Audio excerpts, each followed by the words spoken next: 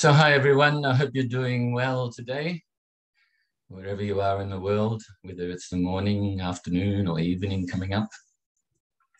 And so we should do the chanting immediately, followed by the meditations and then the Dharma Talk. So be mindful, aware and conscientious. Namo Tassa Bhagavato ArahatoSammaSambuddhassa. Namo Tassa Bhagavato ArahatoSammaSambuddhassa. Namo Tassa Bhagavato ArahatoSammaSambuddhassa. Buddham saranam gacchami, Dhammam saranam gacchami, Sangham saranam gacchami, Dutayambi Buddham saranam gacchami, Dutayambi Dhammam saranam gacchami, Dutayambi Sangham saranam gacchami, Tatayambi Buddham saranam gacchami, Tatayambi Dhammam saranam gacchami, Tatayambi Sangham saranam gacchami. Namo Buddhaya, Namo Dharmaya, Namo Sanghaya. Namo Buddhaya, Namo Dharmaya, Namo Sanghaya. Namo Buddhaya, Namo Dharmaya, Namo Sanghaya. I take refuge until I am enlightened in the Buddha, the Dharma, and the Sangha. Through the positive potential I create by practicing the 6 paramitas, may I soon attain enlightenment in order to benefit all sentient beings. I take refuge until I am enlightened in the Buddha, the Dharma, and the Sangha. Through the positive potential I create by practicing the 6 paramitas, may I soon attain enlightenment in order to benefit all sentient beings. I take refuge until I am enlightened in the Buddha, the Dharma, and the Sangha. Through the positive potential I create by practicing the 6 paramitas, may I soon attain enlightenment in order to benefit all sentient beings. May all sentient beings have happiness and its causes. May they be free from suffering and its causes. May they never be parted from the happiness beyond suffering.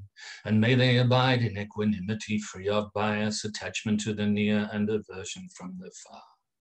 I shall cause this.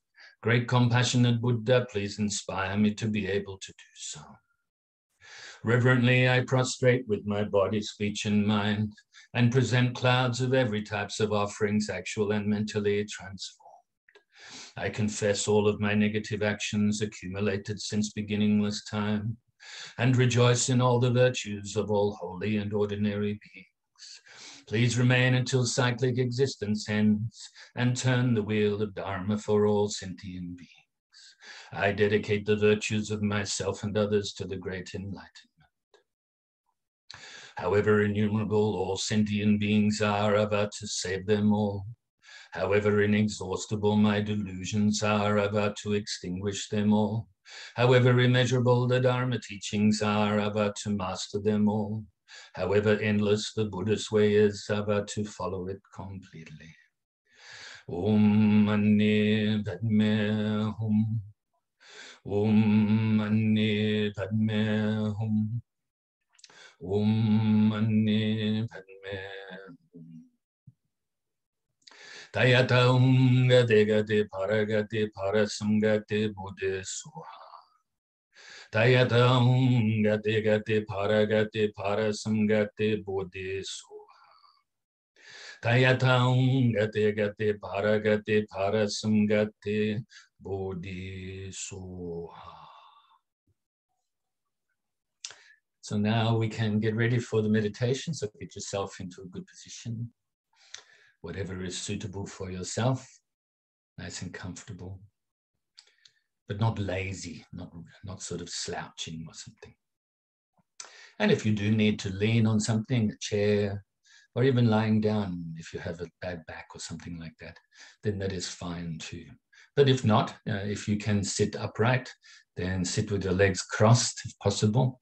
Or if you're sitting on a chair or a couch, then just have everything really balanced, your legs very balanced, and your hands in your lap. Your shoulders not rigid, but also not leaning forward.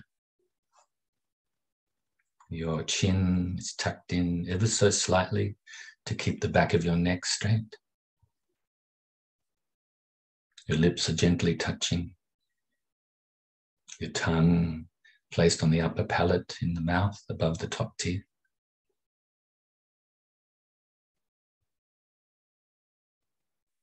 So now bring your mind to your body, and we will practice releasing the tension from the body.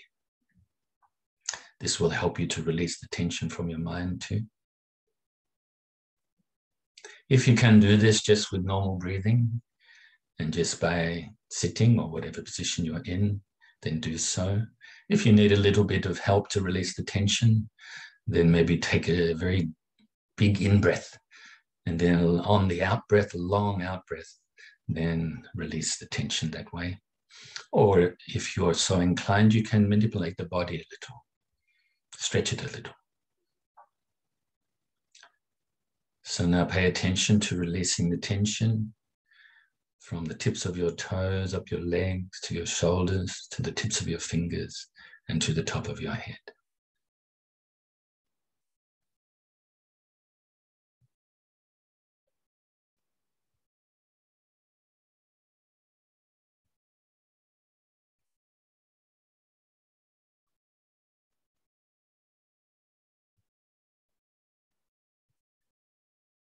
And when you've done this sufficiently, just check your body again from the bottom to the top, just to see if there's any leftover tension that you may be able to release.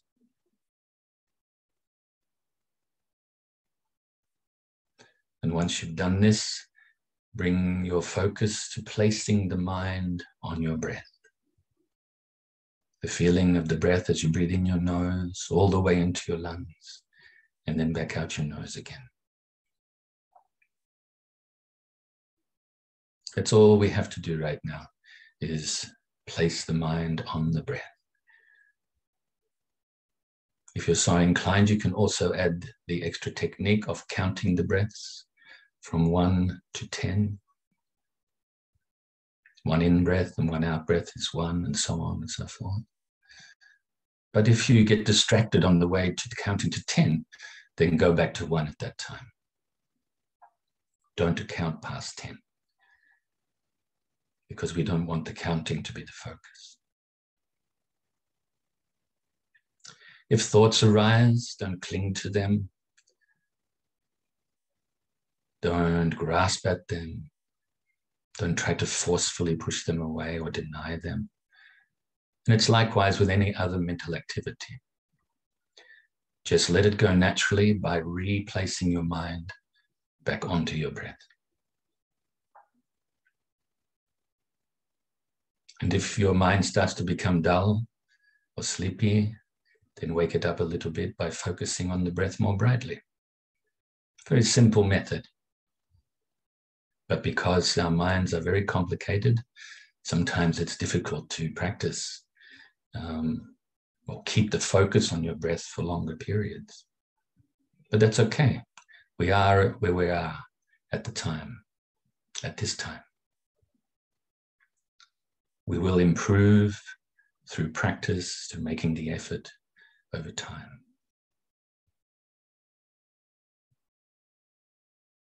So let's practice like this for a few minutes in silence.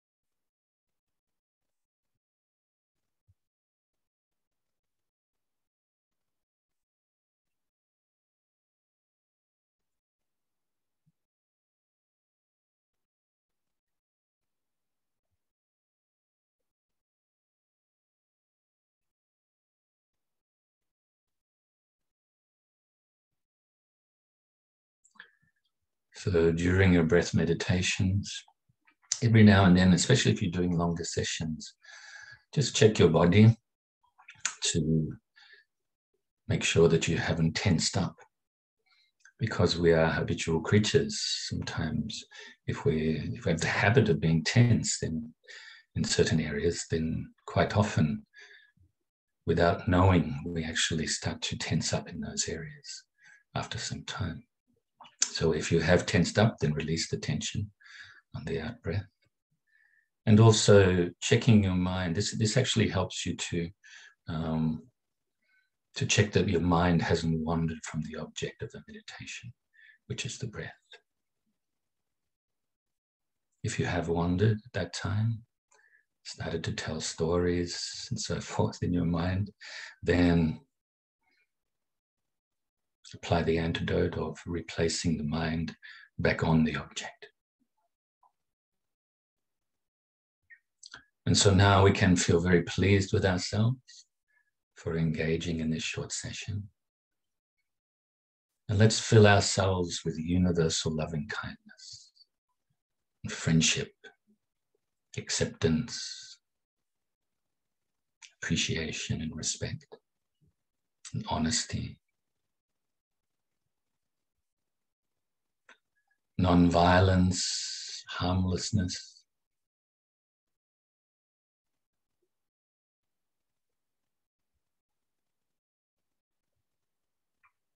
feel yourself with so much universal loving kindness that it now overflows and radiates outwards, initially to your loved ones, family and friends.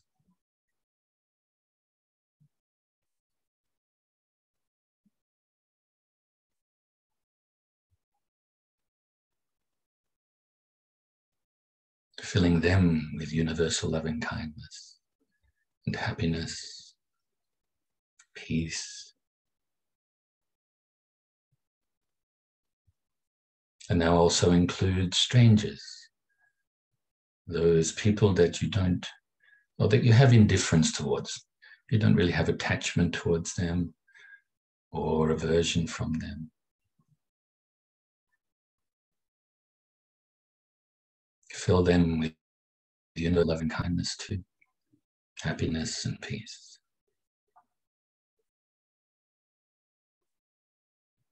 Now also include those that you may regard as enemies, those people that you may find very difficult.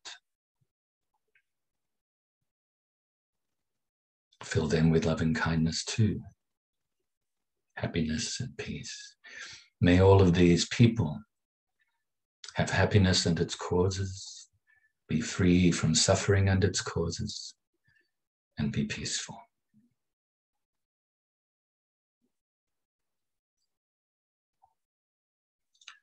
Now gradually further and further we will radiate our loving kindness, now to also include all of those living beings around our area, whether they live on the land, in the waters, fly through the air, whatever form they take, physical form, whatever their mentality.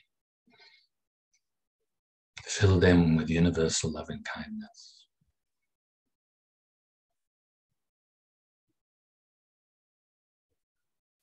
Gradually further and further now to include all of those living beings within your state or your county.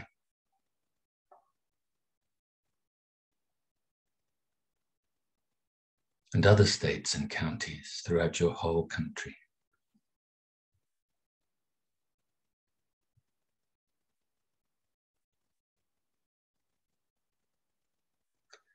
And other countries throughout the whole world. Initially, those that you have an affinity towards.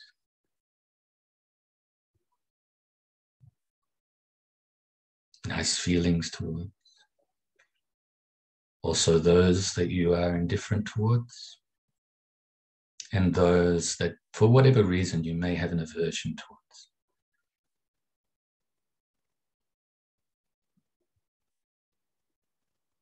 Until your loving kindness pervades this whole planet. May all of the living beings throughout this world have happiness and the causes of happiness. May they be free from suffering and the causes of suffering. May there be peace everywhere. Now your loving kindness, or your radiation of loving kindness, is gathering so much momentum that it now pervades the whole solar system and other solar systems throughout the whole galaxy, and other galaxies throughout the whole universe, until your immeasurable loving kindness pervades throughout infinite space.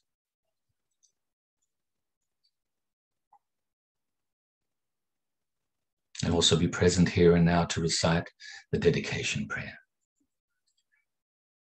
Due to this merit, may I soon attain the enlightened state of the Buddha, so that I may be able to liberate all sentient beings from their suffering. May the precious Bodhicitta, not yet born, arise and grow. May that born have no decline, but increase forevermore. And may the precious view of Shunyata, not yet born, arise and grow. May that born have no decline, but increase forevermore.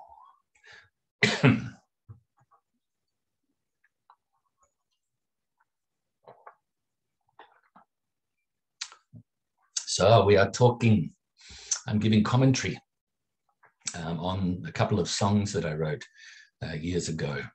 Last week, of course, we addressed the birth song, about the birth of the Buddha. And I wrote that song in 2010. And initially it was for the UN Vesak commemoration in Melbourne, Australia, at the Melbourne Town Hall. And we got young children and young adults to play the parts. And that was part of the musical called The Birth of the Buddha, about 25 minutes long, something like that. So like a mini musical. And then the following year, I wrote the song I'll talk about today. I'll give commentary on today, The Enlightenment and the Teaching. And this was for the enlightenment of the Buddha mini musical, which I think went for about 40 minutes or so. And so the following year, I just share with you, I did a musical on where, when, and why the Buddha gave the teaching on universal love, so the Metta Sutra. And so the first part of that was talking about how Jetavana Monastery came to be. Of course, the rich merchant Anathapindika, he was the person who bought the land from Prince Jeta. And of course, Prince Jeta then donated some more land, as well as built the gateway, which is a very famous gateway. I don't know if you know that. I think you can have a look, Jetavana Monastery, and Google it. And then you can actually have a look and see this gateway is still there, I think. I hope I'm not wrong. So anyway, that one actually broke it up into two parts, and because it was quite long. And the first part was where the Buddha gave the teaching, which was Jetavana Monastery, and then when and why was the second part. And so this is the reason why the Buddha gave the teaching on universal love, or the Metta Sutra, the discourse on universal love. Okay, so maybe we can talk about that in the future as well.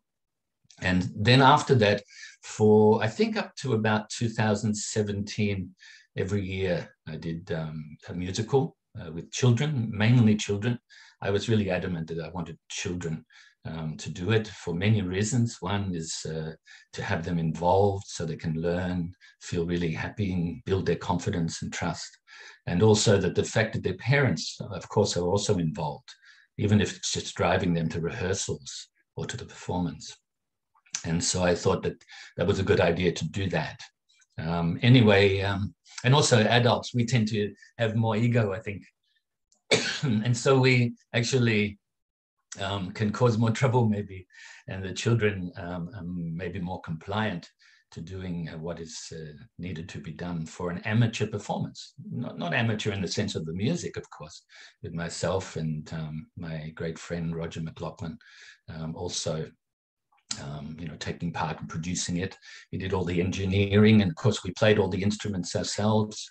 I presented just about all of the voices, even the really high ones, all the harmonies, except for Mihong, wonderful singer, classical singer actually. And of course she did some more contemporary singing on the Enlightenment of the Buddha CD, musical. And then of course a young Vietnamese teenager did some singing on the Universal Love of the Buddha CD and musical. So I thought I'd just give you a little bit of background. Over the years, I just split them up, and utilized the recordings we already had, but presented them in different ways. And so, I just thought I'd give you a little bit of history of it. And so today we will talk about the Enlightenment and the Teaching Song. And we'll also do this next week. And obviously these songs are teachings and to be expanded upon for understanding. And also I'm addressing some questions, as you know, that have come to me over, like I said, about 8 or 9 months while we were doing the commentary on the 6 paramitas. I had lots of questions that came in, and some of them to do with the 6 paramitas, which I answered during the classes and covered, but also some other ones to do with different subjects. We've already covered the ones that were related to the law of karma, and there's a few more that I can address during this commentary as well, like that. And then, so hopefully all of the questions that have been answered, I've been asked, get answered during this commentary on this song. Okay, so I've had a look at them all, and I think I'm covering them all. But once again, the invitation is there for those who have asked the questions, whether you're taking part in the class live or whether you look at the videos later, either on Facebook or the YouTube channel. Then you can once again contact me to get clarification or elaboration on the answers to your questions. But listen carefully, your answers are definitely within this commentary or these commentaries. And so we will take into next week to do it. It's possibly the week after, but we'll see how we go. And then after that, there's a few sort of questions that relate to other subjects. You could say worldly topics in a sense, and I'll answer them the following week. And then we'll go on to the next subject. The next subject I was going to teach is the 8 verses of thought transformation from the Tibetan tradition. But just before that, I decided that I will give a commentary on the Metta Sutra. Considering that we do the Metta meditation, I think it would be a good idea to do that. Okay. And okay, so the first part of the song deals with the Buddha's enlightenment.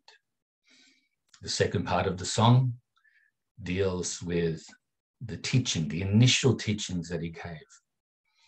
The teaching of interdependence that he gave to 2 merchants as they passed by where he was after he attained enlightenment.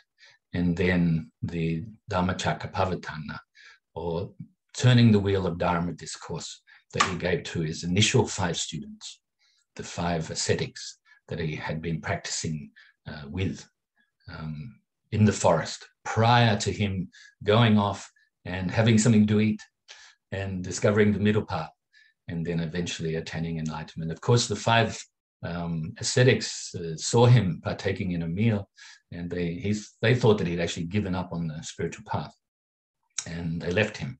But of course, he went in search of them because he realized that they would be able to understand this very deep, very profound teaching. And from there, from those first 5, of course, the Sangha was developed and increased quite quickly to include thousands and thousands of both ordained as well as lay students, disciples of the Buddha. Went into, probably hundreds of thousands in the end there before he passed away. Okay, so the Buddha's enlightenment. The first part of the song says, the darkness of ignorance had been dispelled, and the light of knowledge had arisen. He had finally realized the truth and attained supreme enlightenment.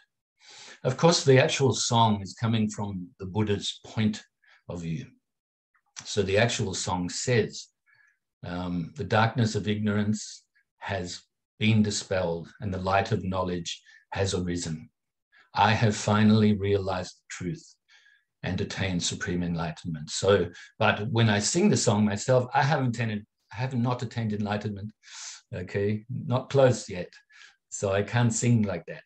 And so I put he, I changed the lyrics after we actually did the recording of the song. So if you do hear that song, it does say I, coming from the Buddha's perspective.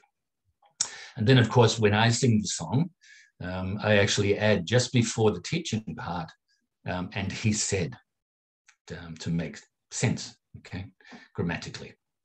And so it's not me that's actually saying, oh, I know all these things. You know, I realize the Eightfold Path, and here I am teaching it to you now. It's actually coming from the Buddha. And so the darkness of ignorance, as you know, from this ignorance arises duality, attachment to what we find pleasing and aversion from what we find unpleasant, the three poisons. And then, of course, giving rise to all of the other mental afflictions.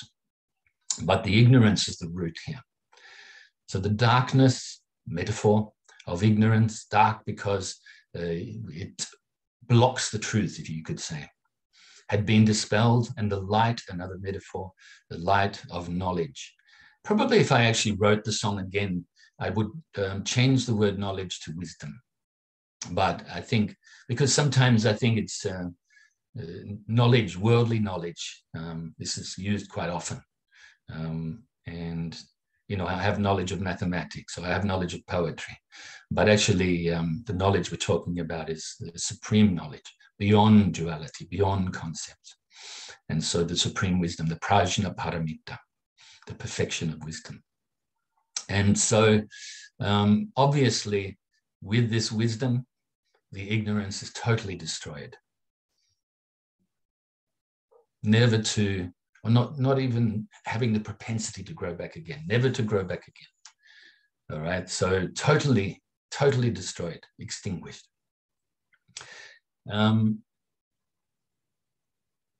He had, what's the lyric there? This is my song, and I forget how to do it in poetry. The darkness of ignorance has been dispelled, the light of knowledge had arisen. He had finally realized the truth and attained supreme enlightenment. So finally, the truth was unveiled. The Buddha had unveiled the truth, purified his mind, not discovered the truth, as some people would say, even though we can use those words, that's fine, but didn't discover something new. It was already there. If there was something new outside of your own mind or his own mind at that time, then actually we could never get it, never realize it. So he unveiled the truth. He, through so many lifetimes of practice, he developed you could say the three aspects of the path in a sense. He developed perfect renunciation. In other words, turned his mind to realizing the truth, to practicing the Dharma that was taught by previous Buddhas and his teachers, and turned his back on worldly ways, on trying to gratify and satisfy the senses and the ego, and put his mind all the way totally towards enlightenment, and developed, like I said, the perfect renunciation. Then also he developed the bodhicitta, initially the relative bodhicitta, this altruistic intention of great compassion. And he also realized the wisdom of emptiness. He traversed the 5 paths, as we can call them, or stages you could call them. He perfected the path of accumulation when he realized the relative bodhicitta. he also perfected and went beyond the path of preparation, where he was preparing his mind to realize the nature of reality, to realize the emptiness of self and other. He also then went onto the path of insight, where he got a glimpse of this nature of reality, got a glimpse of the emptiness. And then he entered the path of meditation or absorption, also could be known as habituation, where he totally absorbed his mind, habituated his mind with this wisdom. And then he entered, eventually realizing the truth and attained enlightenment by entering the path of no more learning. Called no more learning because there is nothing else to know. The Buddha now was what we can call omniscient. This is different to the other religious traditions, by the way, but omniscient, all-knowing, knowing everything, accomplishing, as I mentioned previously, the 5 wisdoms. I won't go into that right now because you can have a look at the previous classes on the perfection of wisdom during the commentary on the Paramitas. And so he realized all of these. Of course, when he entered the path of insight, when he got the glimpse of emptiness, that's when he, what we can call, entered the bhumis, or the grounds on the way to attaining enlightenment, the bodhisattva grounds, where he was to perfect all of the paramitas, the 6 that you know about, and then, of course, another 4 related to skillful means on leading beings to enlightenment, and also the sublime powers that a Buddha has. So the 10 paramitas before he attained enlightenment. So he traversed all the way through these stages and these paths and attained this supreme enlightenment. My favorite way of expressing supreme enlightenment is in English, which is, I think, for me anyway, the best translation of Anuttara Samyak Sambodhi, which is in Sanskrit, is unsurpassed supreme enlightenment. And Sammasambuddhassa in Pali. So I think that maybe that's enough for that. And we can talk more about enlightenment as well in the future. Of course we will, because that's our goal, isn't it? We don't realize that I'm not an enlightened being, so I can't give it to you from experience.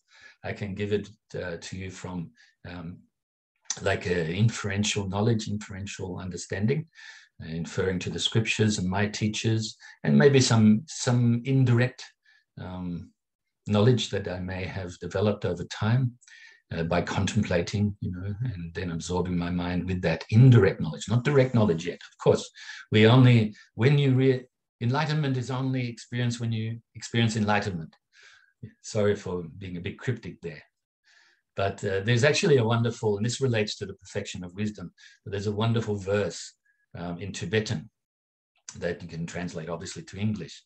Masam jome shira paroshin mashe maganonke no one ni sosorange eshe chuyuwa dusumjawe yuma chasal.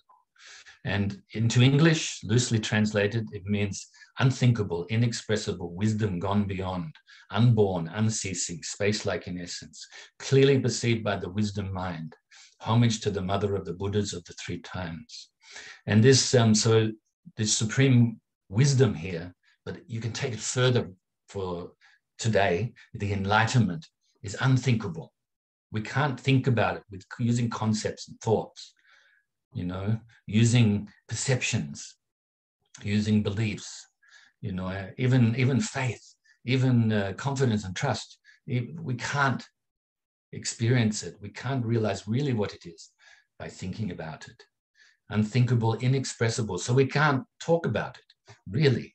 We have to talk about it so that we can, I have to talk about it so I can share with you the possibility that you can realize this yourself, when you realize, unveil your true nature. So we do need to talk about it, but actually, in reality, we can't. It's beyond words. So it's inexpressible. It's wisdom gone beyond, paramita, gone beyond, unborn, unceasing. So there's no beginning to it, no end to it. Space-like, unceasing, unborn, unceasing, space-like in essence. And so this is like, like space is totally free from everything. It's endless space, infinite space, even though it is the host of many things such as planets and living beings and so forth. The space actually stays the same. It stays pure in a sense, right? To use that word for convenience right now. And so then we say, clearly perceived by the wisdom mind. So you only realize it when you realize it. Homage to the mother of the Buddhas of the 3 times. And so it's known as this perfection of wisdom is known as the mother of the Buddhas because it gives birth to the enlightened mind, you could say metaphorically, from the Buddhas of the past, the present, and into the future. So I know that we're under a minute, maybe even 20 seconds or something to go. So there I will continue to give commentary on this song, and we're on to the teaching part next week. Okie dokie. I rejoice in your goodness always. Study, practice, and share the Dharma to the best of your ability. Be kind.